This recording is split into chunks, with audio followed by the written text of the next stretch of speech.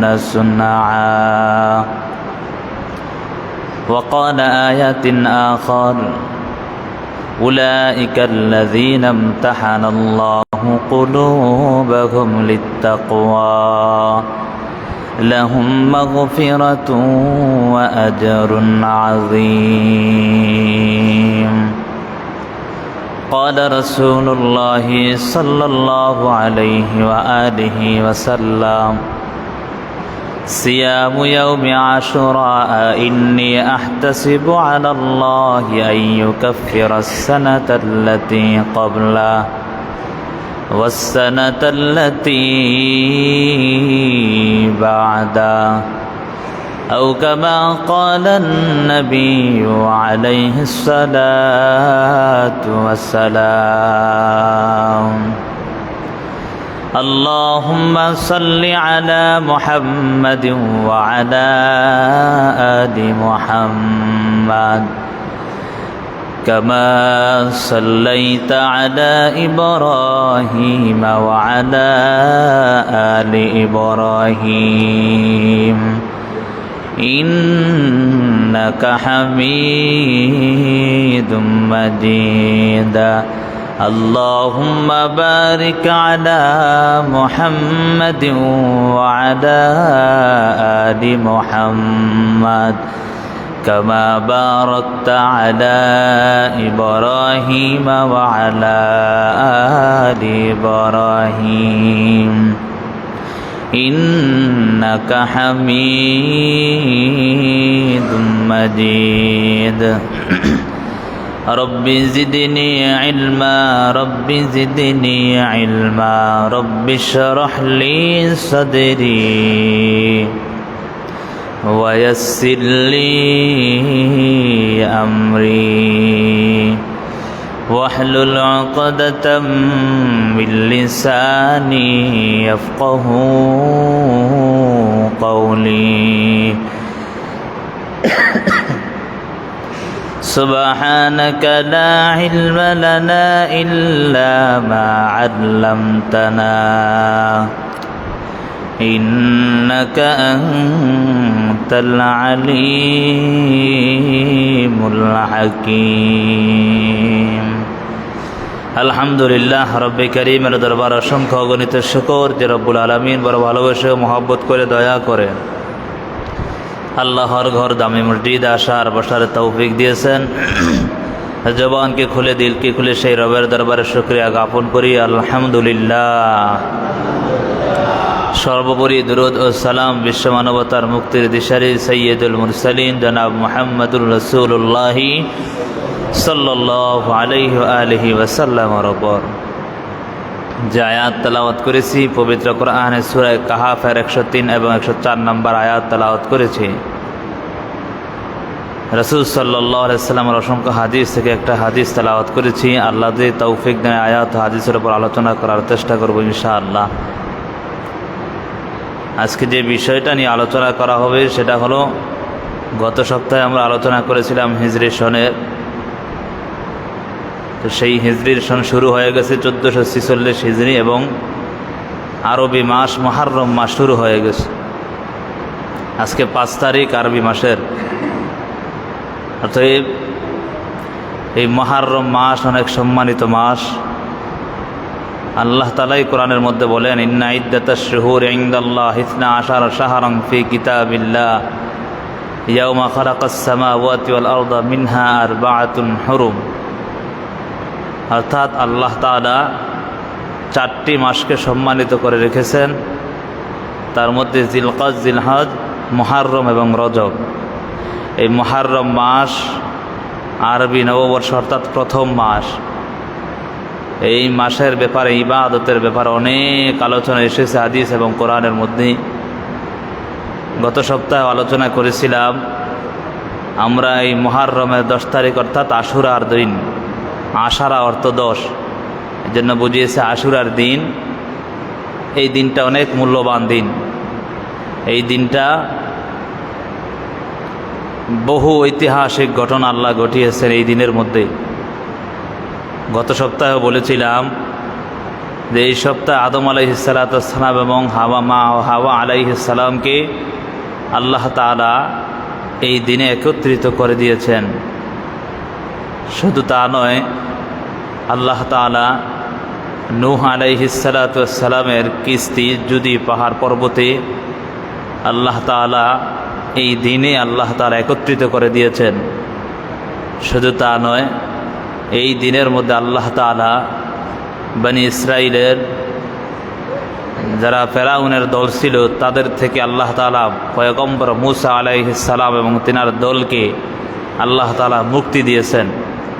এই দিনের মধ্যেই আল্লাহ তাআলা নীল নদের মধ্যে দিয়ে মূসার লাঠির ইশারায় 12টা রাস্তা হয়েছে, এই দিনেই হয়েছে। সুবহানাল্লাহ। তাহলে এই দিনটার অনেক দাম, এটা আগের থেকে অনেক দাম। এই দিনটার ব্যাপারে হাদিসের মধ্যে আসছে, কিয়ামত যখন সংগঠিত হবে শুক্রবার দিন মুহররমের 10 তারিখ সংগঠিত হবে। তাহলে এই দিনটার অনেক দাম। এই মাসটার মধ্যে একটা দিন যেটা হলো আশুরার দিন, মুহররমের 10 তারিখ। আর এক এক করে করে যখন এই দিনগুলোর কারণে আল্লাহ তাআলা মুহররম মাসের 10 তারিখকে বেশি দামি করে দিয়েছেন, তার মধ্যে আরেকটি ঘটনা, নির্মম ঘটনা ঘটে গেল, কারবালার ইতিহাস। সেই ইতিহাসও কিন্তু মুহররমের 10 তারিখে ঘটেছে। এই জন্য সব দিকে বিবেচনা করে আল্লাহ এবং তার রাসূল তো বলেছেন এই দিনটি খুব দামি দিন। তো সেই হিসাবে এখন আবার যে কারবালার ইতিহাস ঘটেছে সেটার দিকে লক্ষ্য করলেও অনেক দাম, ঠিক না? কারণ সাহাবায়ে কেরাম, সাহাবী, এমন একজন সাহাবী নবীজির কলিজার টুকরা নাতি ছিলেন, সেই নাতি শাহাদাত বরণ করেছেন এই দিনে। এজন্য এই দিনটা যেহেতু আগে থেকে সম্মানিত, এই মাসটাও সম্মানিত, তো তার মধ্যে কিছু কারণ বলা হয়েছে। তো এই জন্য এই মাসটার সম্মান কিভাবে আমরা দেখাবো, এই দিনটার সম্মান আমরা কিভাবে করব, এই বিষয়ে কোরআন হাদিসের মধ্যে অনেক আলোচনা এসেছে। আল্লাহ তাআলা পবিত্র কোরআনের মধ্যে বলেন, কুল হাল নুনাব্বিউকুম বিল আখসারিনা আমালা। সূরা কাহাফের 103 নম্বর আয়াতে বলেন, হে নবী আপনি তাদেরকে বলেন, উম্মতদেরকে বলেন, বিল আখসারিনা আমালা, অধিকাংশ লোক তাদের আমলের দিক দিয়ে ক্ষতিগ্রস্ত। আল্লাযীনা দাল্লা সাইয়ুহুম ফিল হায়াতিদ দুনিয়া, তাদের পার্থিব জীবনের প্রচেষ্টা, তাদের জীবনের পার্থিব যে প্রচেষ্টা করেছেন, চেষ্টা চালিয়ে গিয়েছে, যাইতেছে, সেটা হলো বিভ্রান্তকর। ওয়াহুম ইয়াহসাবুনা আন্নাহুম ইউহসিনুনা সুনআ, আর তারা চিন্তা করে এই কাজটা তাদের কাছে ভালো হয়। যেমন উদাহরণ দিলে বুঝবেন, এই কারবালার ইতিহাসের দিকে লক্ষ্য করে আমাদের দেশে কিছু ভাই শিয়া মতাদর্শী, তারা হায় হোসেন হায় হাসান বলে নিজের শরীর রক্তপাত করে। আছে না এমন? অনেক জায়গায় এগুলো আছে। অথচ নবীজি নিষেধ করেছেন। সহিহ বুখারী শরীফের হাদিস আসছে, ক্বালা রাসূলুল্লাহি সাল্লাল্লাহু আলাইহি ওয়াসাল্লাম, লাইসা মিন্না মান দারাবাল খুদুদা ওয়া শাক্কাল জুয়ুবা ওয়া দাআ বিদা'ওয়াল জাহিলিয়া। বলে ওই দল, ওই ব্যক্তিরা আবার উম্মতের অন্তর্ভুক্ত নয় যারা শোক দিবস হিসাবে পালন করে, হাই হুতাশ করে, মাতাম করে, নিজের চেহারার মধ্যে সপেটাঘাত করে, তারা আমার উম্মতের অন্তর্ভুক্ত হতে পারে না। নাউজুবিল্লাহ। আমরা কথা বলি নাই যে কারবালার ইতিহাসকে আপনি অস্বীকার করবেন না, এটা করার কি নাই, সুযোগ নাই। তবে ইসলামী বহির্গত এমন কোনো কাজ করা যাবে না যেটার ব্যাপারে কোরআন হাদিসে নিষিদ্ধ এসেছে, যেটার ব্যাপারে আল্লাহ এবং তার রাসূলের ধমক এসেছে। এই ব্যাপারে আমরা সচেতন থাকতে হবে। বিশ্বনবী সরকার দু আলম সাইয়্যিদুনা রাসূলুল্লাহ সাল্লাল্লাহু আলাইহি সাল্লাম যখন দুনিয়ার জমিনে পদার্পণ করেছেন, দুনিয়ার জমিনে পদার্পণ করার পর 40 বছর বয়সে আল্লাহ তাআলা নবুয়ত দান করেছেন। তো মক্কার জমিনে আল্লাহর রাসূল সাল্লাল্লাহু আলাইহি সাল্লাম নবুয়ত পেয়ে মানুষের কাছে দ্বীনের দাওয়াত পৌঁছে দেওয়ার জন্য প্রাণ চেষ্টা চালিয়ে গিয়েছেন। যতদিন পর্যন্ত মক্কার জমিনে ছিলেন ততদিন পর্যন্ত নিজের জীবন দিয়ে, নিজের সাধ্য দিয়ে চেষ্টা করেছেন কালেমার দাওয়াত পৌঁছানোর জন্য। কিন্তু বেঈমান মুশরিকরা নবীকে স্বাভাবিকভাবে সেই কালেমার দাওয়াত দেওয়ার জন্য, নবীকে স্বাভাবিকভাবে কালেমার দাওয়াত যে মানুষের কাছে পৌঁছাবে তার জন্য তারা ব্যাঘাত ঘটিয়েছেন, কষ্ট দিয়েছেন। এজন্যই আল্লাহ তাআলা বলেন, যখন সময় হয়ে গিয়েছে তখন মাতৃভূমি মক্কা ছেড়ে আল্লাহর রাসূল সাল্লাল্লাহু আলাইহি সাল্লাম মদিনায় হিজরত করেছেন।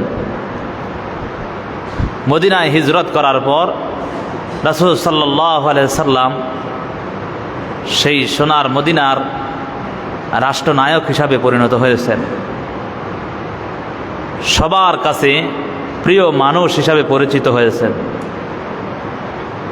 যখন নবীজি দুনিয়া থেকে বিদায় নিয়ে চলে গেছেন, বিদায় নিয়ে চলে যাওয়ার পর তখন সাহাবায়ে কেরামের মধ্যে একটু মতনৈক্য লেগে গেল যে আমির ছাড়া তো রাষ্ট্র চলবে না, ঠিক না?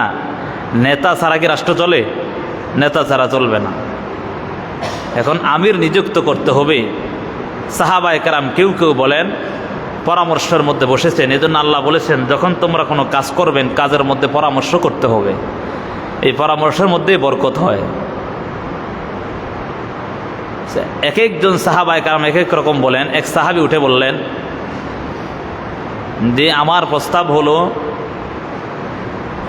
দেশের প্রেসিডেন্ট অর্থাৎ আমির দুজন হবে, একজন মুহাজির আর একজন আনসার, অর্থাৎ দুই দল থেকে দুইজন হবে। বলেন তো এক দেশের যদি নেতা দুইজন হয় তাহলে কি দেশ ভালো থাকবে না খারাপ হবে? বুঝেন নাই কথা? এক দেশের যদি প্রধানমন্ত্রী দুইজন হয় তাহলে কি দেশটা ভালো হবে না খারাপ হবে? যত রকমের কিলাকিলি পারাপারি শুরু হয়ে যাবে, ঠিক না? আমি বলবো এটা, হে বলবো আরেকটা। তো এক একজন এক এক রকম বলল। সাথে সাথে আবু বকর দাঁড়িয়ে গেছেন। আবু বকর দাঁড়িয়ে বলেন, হে সাহাবায়ে কেরাম, নবীজির সহি 10 লক্ষ হাদিসের অধিক হাদিস আমরা শুনেছি এবং নবীজি দেখছি আমরা বলতে, তার মধ্যে একটি সহি হাদিস হলো নবীজি বলেছেন কুরাইশদের বংশধর থেকে আমির বানানোর জন্য। তো অবশ্যই কুরাইশ বংশধর মুহাজির, তো সেই হিসাবে মুহাজিরদের পক্ষ থেকে আমির হিসাবে নিযুক্ত হবে। তো তার মধ্যে এই কথা বলার পর কেউ কেউ বলে যে তাহলে ওমরকে যেন খেলাফতের দায়িত্বটা দেওয়া হয়, কারণ নবীজি হাদিসের মধ্যে বলেন লাউ কানা বাদি নাবিয়্যুন লাকানা উমর। নবী বলেন আমি নবীর পরে যদি আল্লাহ তাআলা কোনো নবী আবার দুনিয়াতে পাঠাইতো তাহলে ওমরকে নবী হিসাবে পাঠাইতো। সুবহানাল্লাহ। কে বলছেন এটা? আল্লাহ রাসূল সাল্লাল্লাহু আলাইহি ওয়াসাল্লাম নিজেই বলেছেন। তো এই হাদিসের দিকে লক্ষ্য করে অনেক সাহাবায়ে কেরাম বলে, যেহেতু নবী যদি পাঠাইতো তাহলে ওমরকে বানাইতো, নবীও তো আসবে না, তো সেই হিসাবে ওমরকে জিম্মাদারিটা দিলে ভালো হয়। এই কথা বলার পর তো ওমর কিন্তু বিচক্ষণ মানুষ ছিল। ওমর সাথে সাথে উঠে দাঁড়ায় গেলেন, দাঁড়িয়ে বলেন, হ্যাঁ তোমাদের সকলের প্রস্তাব খুব গ্রহণযোগ্য, ভালোই মনে হয়েছে, তবে তোমাদের সকলকে আমি সাক্ষী রেখে বললাম আমি আবু বকরের হাতে হাত রেখে বাইআত গ্রহণ করলাম। সুবহানাল্লাহ। যখন সবাই তাকাইয়া দেখলো যাকে নেতা মানতে চায় সেই নেতাই আরেকজনের কাছে নিজেকে অর্পণ করতে চায়, তখন সবাই মিলে আবু বকরের কাছে বাইআত গ্রহণ করলেন। সুবহানাল্লাহ। কারণ ওমর জানে যে আবু বকর কেমন একজন সাহাবী ছিল। আবু বকর নিজের কষ্ট ত্যাগ স্বীকার করতে করতে তারপর মানুষের কাছে ইসলামের দাওয়াত দিয়েছে, আর ওমর কিন্তু নবীদের গর্দান আনার জন্য গিয়ে তারপর মুসলমান হয়েছে। কথা বলেন ঠিক না বেঠিক? বোঝার জন্য বলতেছি। তো ওমর বিচক্ষণ মানুষ। ওমর বিচক্ষণতার পরিচয় দিয়ে ওমর বললেন আমি সকলের প্রস্তাব গ্রহণযোগ্য, তবে আমি আবু বকরের হাতে হাত রেখে বাইআত গ্রহণ করলাম, তোমরা সকলে আবু বকরের হাতে বাইআত গ্রহণ করো। আর আমরা হলে বলতাম ভালোই হয়েছে, ঠিক না? আমরা বলে এখন তো নেতা হওয়ার জন্য কত কিছুর প্রয়োজন, পারি না, নিজে একে একাই হয়ে যায়, ঠিক না? কারো সমর্থনও লাগে না। আর এখন তো টাকার খেলা, ঠিক না? টাকার খেলা, যে যত টাকা সেও তত বড় এলাকার নেতা। বুঝেন না এই কথা? আল্লাহ বুঝার তৌফিক দান করুক, সকলে বলি আমিন। ভাইয়ারা আমার, যেটা বলতেছিলাম, যে কথাটা বলতেছিলাম, আবু বকরের হাতে বায়াত গ্রহণ করার পর যখন আবু বকর আস্তে আস্তে তার সময়টা শেষ হতে লাগলো, তখন আবু বকর বলে গেলেন যে তোমরা পরামর্শ করে তোমাদের মধ্য থেকে যে কোনো একজনকে খলিফা হিসাবে নিযুক্ত করবা আমি যদি চলে যাই। অথচ আবু বকর কিন্তু পারত তিনার সন্তান আব্দুর রহমান ইবনে আবু বকর, যিনি ছিলেন এত জলিল কদর সাহাবী, সেই সন্তানটাকে কিন্তু তিনি হিসাবে ইচ্ছা করলে খলিফা নিযুক্ত করতে পারতেন। কারণ আমগো অবস্থা এমন হয়েছে, আমার পূর্বপুরুষ যদি নেতা না হয় তাহলে কি হয়, আমি ছিলাম অমুক দলের নেতা, অমুক দলের অমুক, এখন আমার সন্তানও যদি না হয়, এবার সন্তানের বয়স যদি 10ও হয়, তো আইডি কার্ডের মধ্যে 20-22 বছর দিতে আমরা দেরি করি না। কথা বলেন ঠিক না বেঠিক? বুঝেন নাই কথা আমার? যদিও সন্তানের বছর 10 থেকে 12 বছর হয়, সেই সন্তানকে নেতা বানানোর জন্য আইডি কার্ডের মধ্যে 22 বছর 20 বছর দিয়ে দিই, ঠিক না? এমন হইতে পারে না? হয়, আমাদের দেশে অভাব নাই। অথচ আবু বকর বলে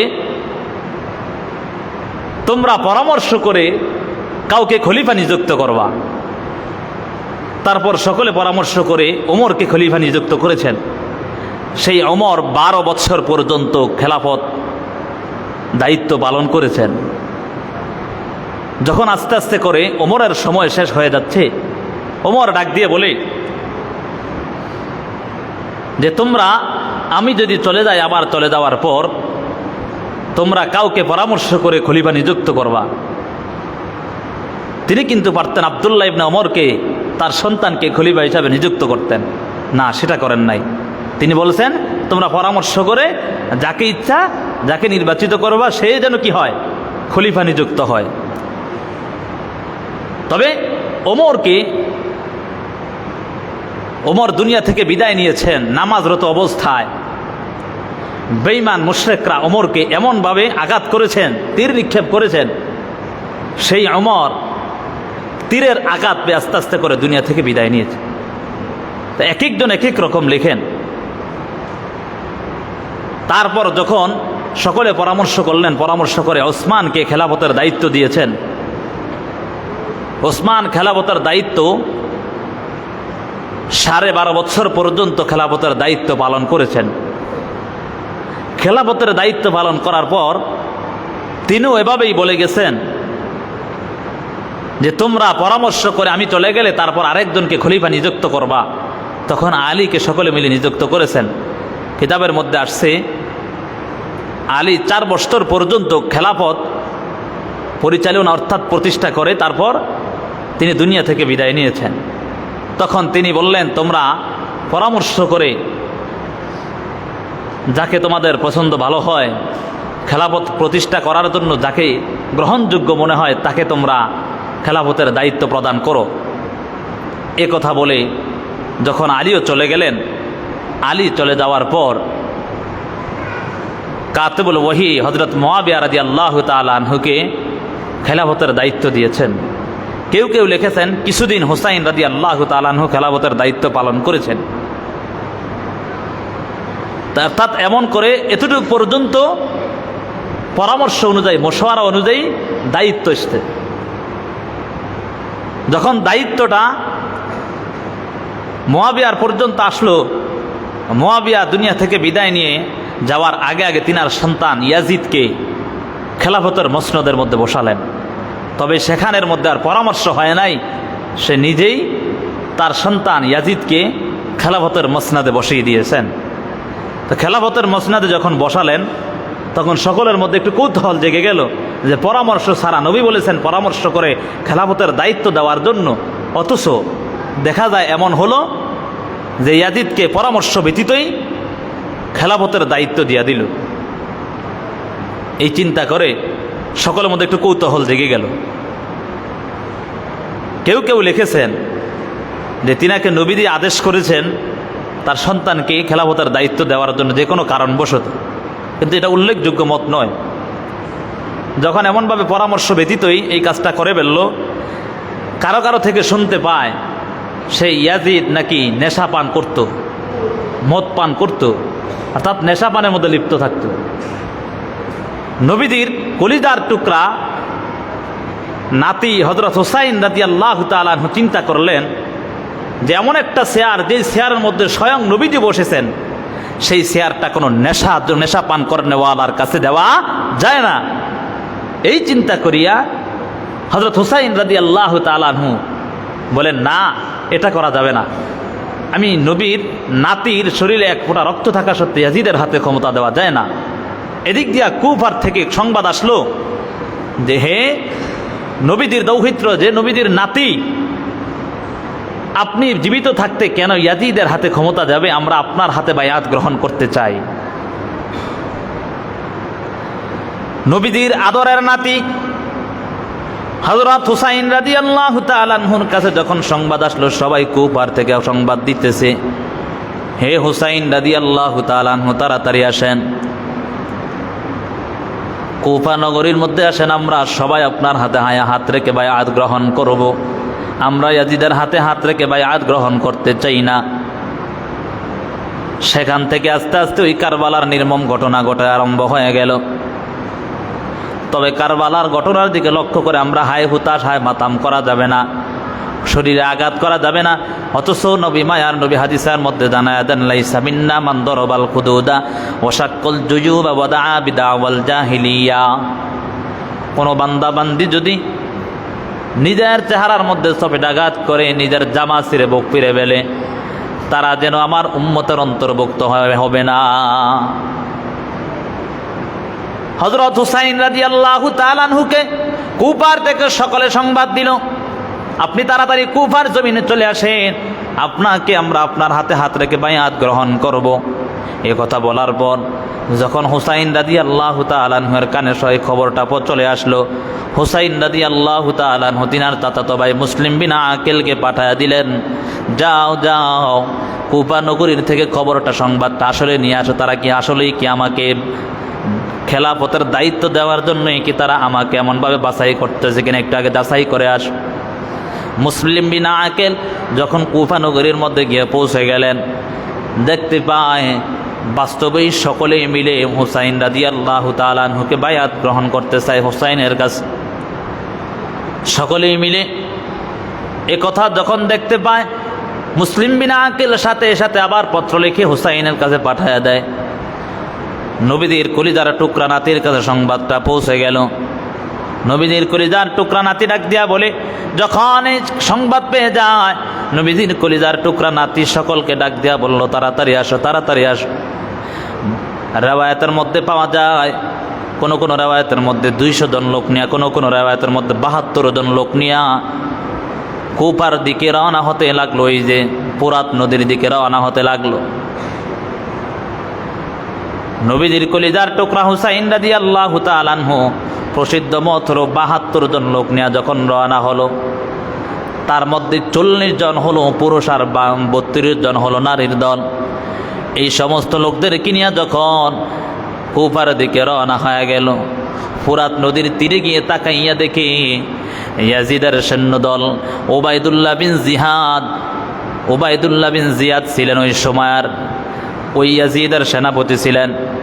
ওবায়দুল্লাহ বিন জিয়াদ ইয়াজিদের সেনাপতি হওয়ার কারণে ওবায়দুল্লাহ বিন জিয়াদকে ইয়াজিদ ডাক দিয়া বলে, হে ওবায়দুল্লাহ বিন জিয়াদ, যাও যাও, হুসাইন যাতে করে কুফা নগরের কোথায় ঢুকতে না পারে, তাড়াতাড়ি ফুরাত নদীর চতুর্দিকে ব্যারিকেড দিয়ে দাও। ওবায়দুল্লাহ বিন জিয়াদ 6000 সৈন্য নিয়া ফুরাত নদীর চতুর্দিকে এমনভাবে ব্যারিকেড দিয়া দিল। ব্যারিকেড দিয়ে দেওয়ার পর হুসাইন রাদিয়াল্লাহু তাআলা আনহু এসে তাকাইয়া দেখে এখানের মধ্যে সবাই এমনভাবে ব্যারিকেড দিয়ে দিছে, আর হুসাইন রাদিয়াল্লাহু তাআলা আনহু যাওয়ার কোনো সুযোগ নাই। এই বাচ্চাগুলো একটু থামানো। হুসাইন রাদিয়াল্লাহু তাআলা আনহু তাকাইয়া দেখে সবাই এমনভাবে ব্যারিকেড দিয়ে দিছে, 6000 সৈন্য দল নিয়ে এমনভাবে ব্যারিকেড দিয়ে দিছে। তার মধ্যে কিন্তু ওবায়দুল্লাহ বিন জিয়াদ শুনতে পেয়েছে পয়গম্বরের কলিজার টুকরা নাতির কাছে সংবাদ নিয়ে যে এসছে, তার নাম হলো মুসলিম বিন আকিল, হুসাইন রাদিয়াল্লাহু তাআলা আনহু চাচাতো ভাই ছিল। এই খবর পাইয়া রাগান্বিত হইয়া ওবায়দুল্লাহ বিন জিয়াদ তার সৈন্যদল নিয়া মুসলিম বিন আকিলকে হত্যা করে ফেলছে, নাউজুবিল্লাহ। হত্যা করার সাথে সাথে মুসলিম বিন আকেলের শরীরটাকে নিয়ে কুফা নগরীর সবচেয়ে বড় মসজিদের সামনে এভাবে তীরের মধ্যে করে ঝুলায় রাখ, আর সকলকে এই মেসেজটা দিয়েছে যে তোমরা যদি কেউ যদি উবাইদুল্লাহ বিন ইয়াজিদকে যদি খলিফা না মানো তাহলে তোমাদেরকে আমরা এভাবেই তাদের মতো শাস্তি দেওয়া হবে, নাউজুবিল্লাহ। উবাইদুল্লাহ বিন জিয়াদ মুসলিম বিন আকেলকে হত্যা করার পর ওই এলাকার মধ্যে খুঁজে খুঁজে তাকাইয়া দেখেছে মুসলিম বিন আকেলকে তারা আশ্রয়, কারা কারা আশ্রয় দিয়েছে এলাকার মধ্যে, তাদেরকে খুঁজে খুঁজে বের করিয়া তারপর তাদেরকে হত্যা করে ফেলা হয়েছে। যখন কিছুদিন পর হুসাইন রাদিয়াল্লাহু তাআলা আনহু তিনার দলবল নিয়ে যখন ফুরাত নদীর কাছে এসে তাকাইয়া দেখে ব্যারিকেড দেওয়া হয়ে গেছে, হুসাইন রাদিয়াল্লাহু তাআলা আনহু তাকাইয়া দেখে কোনো যাওয়ার কোনো সুযোগ নাই। হুসাইন রাদিয়াল্লাহু তাআলা আনহু বলে, হে উবাইদুল্লাহ বিন জিয়াদ, তোমরা কি আমাদেরকে যেতে দিবা না কেন? বলে, যতক্ষণ পর্যন্ত ইয়াজিদকে আপনি খলিফা না মানবেন ততক্ষণ পর্যন্ত আপনাকে এখান থেকে যেতে দেওয়া হবে না। উবাইদুল্লাহ বিন জিয়াদের এই কথা শুনিয়া হুসাইন রাদিয়াল্লাহু তাআলা আনহু ডাক দিয়া বলে, হে উবাইদুল্লাহ বিন জিয়াদ, তুমি শুনে রাখো, শুনে রাখ, আমার শরীরে এক ফোঁটা রক্ত থাকা সত্ত্বে আমি ইয়াজিদকে খলিফা মানতে চাই না। এই কথা বলার পর বলে, তাহলে আপনাকে এখান থেকেও যেতে দেওয়া হবে না। সবার কাছে এমনভাবে আকুতি করার পরও তাকে যখন হুসাইন রাদিয়াল্লাহু তাআলা আনহুকে দিতে দেওয়া হলো না, হুসাইন রাদিয়াল্লাহু তাআলা আনহু তিনি তার ওই যে আহলে বাইতের 72 জন লোকদেরকে নিয়ে আসলেন। তাদের কাছে গিয়া বলে, হে আমার সাথীরা, তোমরা শুনে রাখো, তোমাদেরকে আমি খুব মহাব্বত করি, এজন্যই কিন্তু তোমাদেরকে আমি আমার সাথে নিয়ে চলে আসলাম। অথচ আজকে এমন একটা অবস্থা হয়ে গেল যে ইয়াজিদের দলের লোকেরা, উবাইদুল্লাহ বিন জিয়াদের দলের লোকেরা আমাকে সেখানে যেতে দেবে না। অতএব তোমরা আমাকে ছেড়ে চলে যেতে পারো, আমার কোনো আফসোস নাই, কারণ আমি তো এখানে যুদ্ধ করার জন্য প্রথমে আসি নাই, আমি আসছি এটা বলার জন্য, এটা করার জন্য, যাতে করে আমি যদি পারি উবাইদুল্লাহ বিন জিয়াদের সাথে হুসাইন রাদিয়াল্লাহু তাআলা আনহু কয়েকটা চুক্তি করলেন। 1 নম্বর চুক্তি হলো, হুসাইন রাদিয়াল্লাহু তাআলা আনহু ডাক দিয়া বলে, হে উবাইদুল্লাহ বিন জিয়াদ, যদি আমাকে না দাও তাহলে একটা কাজ করতে দাও। 1 নম্বর কাজ হলো ইয়াজিদের সাথে আমাকে একটু কথা বলার সুযোগ করে দাও। আরেকটা কাজ হলো, তাহলে আর না হয় আমাকে মদিনায় ফিরে যেতে দাও। আরেকটা কাজ হলো, যদি না হয় তাহলে আপনি আমাকে কোনো মুসলিম দেশের সীমান্তের মধ্যে গিয়ে আমাকে আশ্রয় দেওয়ার জন্য সুযোগ করে দাও, যাতে করে আমি বেঈমানদের সাথে যুদ্ধের মধ্যে লিপ্ত হতে পারি। উবাইদুল্লাহ বিন জিয়াদ ডাক দিয়া বলে, না না, কোনোটাই করা যাবে না, আপনি যেখানেই যান না কেন আগে ইয়াজিদকে খলিফা মানে তারপর আপনাকে যেতে হবে। পয়গম্বরের নাতি হুসাইন রাদিয়াল্লাহু তাআলা আনহু এই কথা শোনার পর ওই সাথীদেরকে নিয়ে বলে, হে সাথী বর্গরা, তোমরা শুনে রাখো, তোমাদের কাছে আমি বলতে চাই, তোমরা আমাকে ছেড়ে চলে যেতে পারো, তবে তারা তোমাদের সাথে যুদ্ধ করতে চায় না, বরং আমি হুসাইনের সাথে যুদ্ধ করতে চাই। এই কথা বলার পর সকল সাথীরা ডাক দেয়া বলে, আল্লাহর জাত ও সিফাতের কসম, হে পয়গম্বরের কলিজার টুকরা নাতি, আপনি শুনে নেন, আপনি কি মনে করতেছেন যে আমরা আপনাকে থুইয়ে আপনারা এখান থেকে মদিনায় চলে যাব? যদি হাসরের ময়দানে আমার আল্লাহ আমাদেরকে ডাক দিয়া বলে, আমার কলিজার টুকরা নবীজি যখন ডাক দিয়া বলবে হাসরের ময়দানে হাউজে কাউসারের পানি পান করানোর সময়, আমার কলিজার টুকরা নাতিকে তোমরা সকলে একা থুইয়ে এখানে চলে আসলা, না না, তোমাদেরকে হাউজে কাউসারের পানি পান করানো হবে না। হে পয়গম্বরের কলিজার টুকরা নাতি, আপনার কাছে আমরা এই কথা বলতে চাই, আমরা চতুর্দিক থেকে আপনার সহিত আমরা সফর সঙ্গী হইয়া, আপনার সাথী হইয়া আমরা বেঈমানদের মুনাফিকদের সাথে যুদ্ধ করতে চাই। হুসাইন রাদিয়াল্লাহু তাআলা আনহু এই সংবাদ যখন, এই খবরটা পেয়ে গেলেন, মনের মধ্যে খুশি নিয়া হুসাইন রাদিয়াল্লাহু তাআলা আনহু 40 জন পুরুষ সাথী নিয়ে যুদ্ধের ময়দানে ফুরাত নদীর তীরের মধ্যে লেগে গেলেন। যুদ্ধ করতেছেন যুদ্ধ করতে করতে জোহরের সময় হয়ে গেল। জোহরের সময় হতে হতে তাকাইয়া দেখে 40 জন সাথী 40 জন দুনিয়া থেকে বিদায় নিয়ে চলে গেল। 40 দিন দুনিয়া থেকে বিদায় নিয়ে যাওয়ার পর পয়গম্বরের কলিজার টুকরা নাতি তাকাইয়া দেখে আর কোনো পুরুষ দেখা যায় না। পুরুষ দেখা না যাওয়ার কারণে পয়গম্বর তাঁবুর মধ্যে গিয়া তিনার আদরের স্ত্রীর কাছে গিয়া বলে, হে আমার স্ত্রী শুনে নাও, আমাকে তোমরা ছেড়ে দাও, আমাকে তোমরা এখান থেকে বিদায় দিয়া দাও, কারণ আমি এখন যুদ্ধের ময়দানে চলে যাব। কারণ আমার যত সাথী ছিল সবাই শহীদ হয়ে গেছে, আমি আর এখানে থাকতে পারবো না, আমাকে বিদায় দাও। তবে আদরের স্ত্রী শুনে নাও, তোমার কাছে একটা কথা বলি, আমি তোমার দায়িত্ব ঠিক মতো পালন করতে মনে হয় পারি না, এজন্য আমাকে ক্ষমা করে দাও। আর একটা কথা হলো, আমার সন্তান আলী আসগরকে তুমি আমি যেই পথে শহীদ হতেছি সেই পথের প্রতীক বানাইয়া তারপর তুমি দুনিয়া থেকে বিদায় নিও।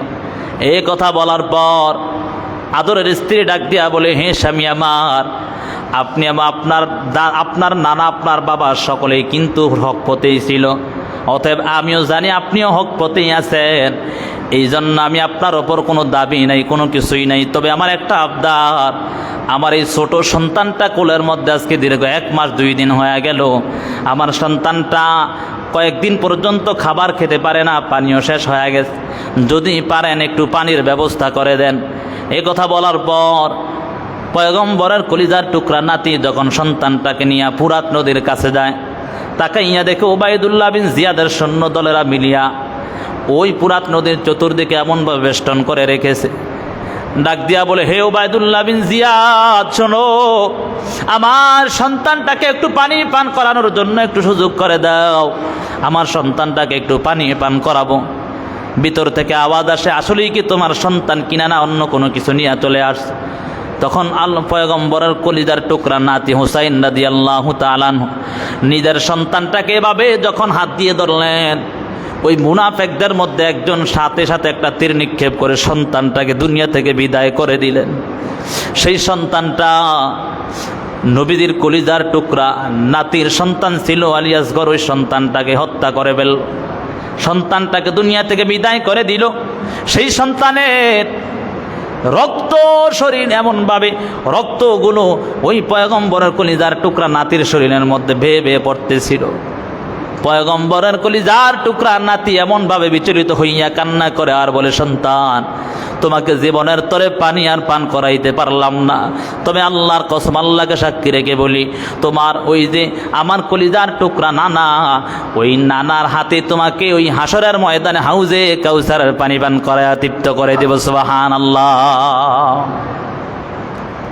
সন্তানকে নিয়ে আবার তাঁবুর মধ্যে চলে গেল। তাঁবুর মধ্যে চলে যাওয়ার পর তাকাইয়া দেখে হুসাইনের শরীরের মধ্যে রক্ত রঞ্জিত হয়ে গেছে।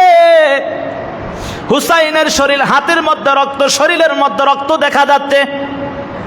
রক্তগুলো দেখা যাওয়ার পর আদরের স্ত্রীকে ডাক দেয়া বলো, স্ত্রী আমার সন্তান আর তোমার কাছে কোনোদিন পানি চাইবে না, তোমার কাছে কোনোদিন খাবারও চাইবে না, তোমাকে আর কোনোদিন জ্বালাতন করবে না। আমার সন্তানটা দুনিয়া থেকে বিদায় নিয়েছে, আমার সন্তান আর তোমার কাছে কোনোদিনও পানি যাবে না। হে আমার আদরের স্ত্রী, শুনে নাও, তোমরা 32 জন নারীর দল আছো, তোমরা যদি তাদের হাতে বন্দীও হয়ে যাও, তারপরও যেখানেই বন্দী হইবা সেখানেই কিন্তু আল্লাহর দ্বীনের দাওয়াত প্রচলিত হবে। সুবহানাল্লাহ। তবে তোমরা একটা আবদার থাকবে, কেউ তোমরা ঈমান হারা হয়ো না। এই কথা বলিয়া যখন হুসাইন রাদিয়াল্লাহু তাআলা আনহু যুদ্ধের ময়দানে চলে গেল, কারণ হুসাইন রাদিয়াল্লাহু তাআলা আনহু এমন একজন নবীদের নাতি ছিল, জানো, যেই নবী হুসাইনের চেহারা না দেখিয়া মসজিদের মধ্যে যাইতেন না। এমন সময় যাইত প্রত্যেক ওয়াক্তে নবীদিন হুসাইনের গালের মধ্যে, হুসাইনের ঠোঁটের মধ্যে চুম্বন করে তারপর কিন্তু মসজিদের মধ্যে হাজির হইত। হঠাৎ করে 1 সপ্তাহ পর্যন্ত মায়ার নবীর আদরের কন্যা ফাতেমার নবীর কাছে যায় না। নবীর কাছে না যাওয়ার কারণে পয়গম্বর একটু আশ্চর্য হয়ে গেল, সন্তান কেন আজকে 1 সপ্তাহ পর্যন্ত হয়ে গেল আমার সাথে কোনো মোলাকাত হয় না। পয়গম্বর একদিন ফজরের নামাজ আদায় করিয়া সাথে সাথে ওই কন্যা ফাতেমার বাসার মধ্যে চলে গেল। কন্যা ফাতেমার বাসার মধ্যে গিয়া তাকাইয়া দেখে ঘরের থেকে গুনগুন করে আওয়াজ শব্দ আসতেছে। মায়ার নবী সালাম দিল। সালাম দেওয়ার পর কন্যা ফাতেমা সালামের জবাব দিয়া বলে, বাবা আমার ঘরে আসতে পারবা না, একটু সময় লাগবে। বলে কেন আসতে পারবো না? বলে আমার শরীরে ভালো কোনো পোশাক নাই, যেই চাদরটা ছিল সেই চাদরটাও আমি বিক্রি করে দিলাম। বলে কেন বিক্রি করে দিলা? বলে বিক্রি করে দিয়েছে, আমার ঘরে কোনো খাবার ছিল না আজকে দীর্ঘ একটা সপ্তাহ পর্যন্ত। আপনার কলিজার টুকরা নাতি খাবার পায় না, এজন্য আপনার কলিজার টুকরা নাতিরা পর্যন্ত কেমন যেন খাবারের তাড়না, ক্ষুধার তাড়নায় কেমন হয়ে গেল।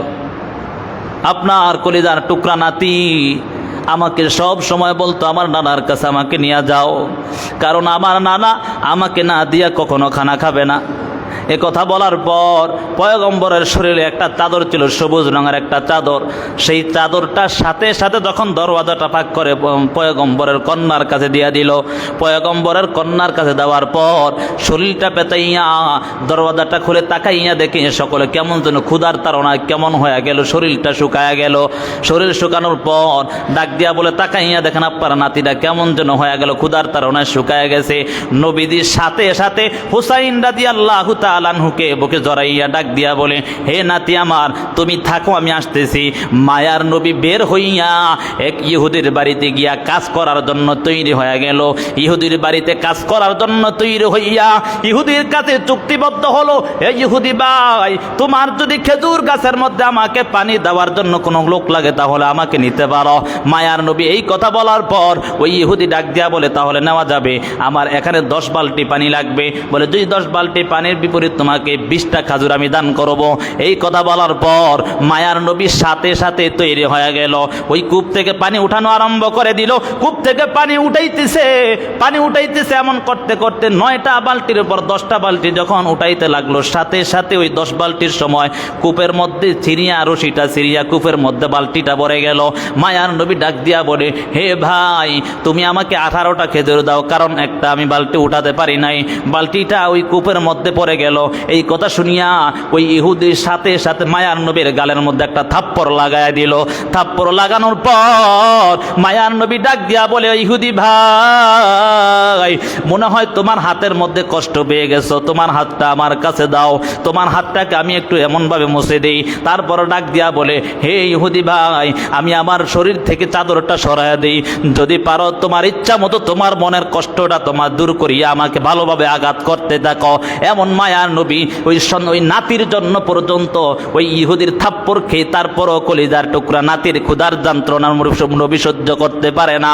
এমন হুসাইনকে যখন ওই বেঈমানরা, ওই মুনাফিকরা, ইয়াজিদের দলের লোকেরা যখন মুনাফিকরা এমন ভাবে হুসাইনের উপর আক্রমণ করা শুরু করে দিল, হুসাইন ডাক দেয়া বলে, তোমরা কি জানো আমি এমন একজন মানুষ যেই মানুষের পুরা শরীরটার মধ্যে মায়ার নবীর স্পর্শ লেগেছে? আমি এমন একজন মানুষ যেই মানুষটা ওই মায়ার নবীর পিঠের মধ্যে করিয়া মায়ার নবীকে গোড়া বানাইয়া তারপর আমি এমন ভাবে খেলাধুলা করেছিলাম। আমি কিন্তু এমন একজন হুসাইন, তোমরা কেমন করে আমার উপর এমন ভাবে আক্রমণ করতেছ? মায়ার নবী এমন ভাবে জোহর থেকে নিয়ে আসর পর্যন্ত ওই পুরাত নদীর মধ্যে যুদ্ধ করতে করতে ওই পুরাত নদী পর্যন্ত এমন ভাবে ওই পুরাত নদীটা খালি করে ফেললেন। খালি করার পর তাকাইয়া দেখার কোনো মানুষ দেখা যায় না। মায়ার নবী মানুষ না দেখিয়া তখন এমন ভাবে ক্ষুধার যন্ত্রণায় ওই পানির পিপাসার কারণে মায়ার নবী গিয়া পুরাত নদীর কাছে নামলো। পুরাত নদীর কাছে গিয়া নামার পর তাকাইয়া হঠাৎ করে স্মরণ আসলো, আমার সন্তানটাকে পানি পান করাইতে পারলাম না। পুরাত নদীর কাছে আসিও আমার সন্তানটাকে পানি পান করাইতে পারলাম না। আমার ওই যে 40 জন সাথী ছিল তাদেরকেও পানি পান করাইতে পারলাম না। আর আমি হুসাইন যদি এখন সুযোগ পাইয়া পানি পান করি তাহলে আমি তাদের সাথে গাদ্দারি করা হবে। না না, আমিও পানি পান করব না। এই কথা স্মরণ করিয়া হুসাইন রাদিয়াল্লাহু তাআলা আনহু পুরাত নদী থেকে উঠে গেল। পুরাত নদী থেকে উঠিয়া সাথে সাথে হুসাইন রাদিয়াল্লাহু তাআলা আনহু দুর্বল হয়ে গেল। দুর্বল হয়ে যাওয়ার কারণে কোনো খাবার নাই, খাবার না থাকার কারণে দুর্বল হইয়া জমিনের মধ্যে পড়ে গেল। ওই উবাইদুল্লাহ বিন জিয়াদ তাকাইয়া দূর থেকে তাকায়া তাকায়া দেখতেছে পয়গম্বরের কলিজার টুকরা নাতি জমিনের মধ্যে পড়ে যাওয়ার পর পয়গম্বরের কলিজার টুকরা নাতির বুকের মধ্যে উঠিয়া ওই মুনাফিকরা এমনভাবে ওই পয়গম্বরের কলিজার টুকরা নাতির উপর আক্রমণ করতেছে। ওই সময় কিন্তু হুসাইন রাদিয়াল্লাহু তাআলা আনহু ডাক দিয়া বলে, হে লোক সকল, তোমরা কি করতেছো? আমার উপর এমনভাবে আক্রমণ করতেছো। এমন কাজ করার পর কিছুক্ষণ পর ওই কলিজার টুকরা নাতির উপর যখন আক্রমণ করতেছে, কিছুক্ষণ পর ছুরিটা চালাইয়া শরীর থেকে মাথা মোবারকটা আলাদা করে দিল। আসমান জমিন কেমন যেন লাল বর্ণ হয়ে গেল, বৃষ্টি কেমন যেন বৃষ্টি আঘাত মেঘাচ্ছন্ন হয়ে গেল, এমন কঠিন অবস্থা হয়ে গেল। আর হাহাকার তুলতেছে। এমন অবস্থার মধ্যে মুনাফিকরা এমনভাবে হুসাইনের ওপর দিয়া, এমনভাবে হাদিসে কিতাবের মধ্যে লেখা হয়, ইতিহাসের কিতাবের মধ্যে লেখা হয় 70 থেকে 80টা ওট এমনভাবে ওই হুসাইনের ওপর দিয়া চালাইয়া দিল। হুসাইনের ওপর দিয়া চালাইয়া দেওয়ার পর হুসাইনের শরীর থেকে গোস্তগুলো আলাদা আলাদা হয়ে গেল, এমন নির্মম নির্যাতন শুরু করে দিল। এর দ্বারা বোঝা গেল যে আগের থেকেই তো মুহররমের 10 তারিখ সম্মানিত দিন ছিল। সেই সম্মানিত দিনের মধ্যে আবার এমন একটা ঘটনা যখন ঘটে গেলে তাহলে তো সম্মানিত এমনি হয়ে গেল। কিন্তু মুহররমের এই কারবালার কারণে যে আগের এই আশুরার দিনটা সম্মানিত এমনটা নয়। আমরা এটাই বুঝাই গেল যে এই দিনটা যেহেতু আগের থেকেই সম্মানিত, এই সম্মানিত হওয়ার কারণে এমন একটা সম্মানিত দিনের মধ্যে যখন আমার এমন একটা নির্মম ঘটনা ঘটে গেল, এই ঘটনার দিকে ইঙ্গিত করিয়া এই ঘটনার এই দিনটাকে আমরা সুখ এমনভাবে পালন করতে হবে, এই দিনটার মধ্যে আমরা রোজা রাখি আল্লাহর শুকর আদায় করতে হবে। কথা বলেন ঠিক না বেঠিক? রোজা রেখে তারপর এই দিনটার শুকর আদায় আমরা করতে হবে। আরো বহুত বড় ইতিহাস, এটা বলার সুযোগ নাই যেহেতু জুমার দিন সময় সংকীর্ণ। আমি গত সপ্তাহে বলেছিলাম যে 10 তারিখ মুহররমের 10 তারিখ আমরা একটা রোজা রাখার চেষ্টা করবো, ইনশাআল্লাহ পারবো তো ইনশাআল্লাহ।